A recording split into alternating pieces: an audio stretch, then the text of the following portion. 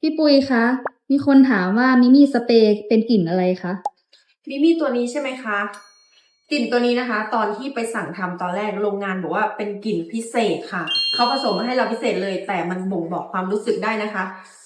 ตอนฉีดไปครั้งแรกเหมือนกลิ่นน้องจะฉุนนะแต่พอดมไปรู้สึกเหมือนหวานแล้วก็มันละมุนค่ะเหมือนยกผลไม้มาทั้งสวนแป๊บหนึ่งมันก็จะค่อยปรับกลิ่นเข้ากับห้องเพราะว่าครั้งแรกตอนที่มันฉุนเนี่ยมันก็จะกำจัดกลิ่นที่เราไม่ชอบไปก่อนนะคะนั่นแหละรับรองว่าใครซื้อไปนะคะต้องติดใจโดยเฉพาะคนที่มีสัตว์เลี้ยงหรือว่ามีกลิ่นเช่นห้องอับอะไรเงี้ยก็เหมาะสมที่จะใช้ค่ะลองกดไปทดลองใช้ก่อนได้นะคะเพราะว่าตอนเนี้ยเหลือไม่เยอะแล้วค่ะ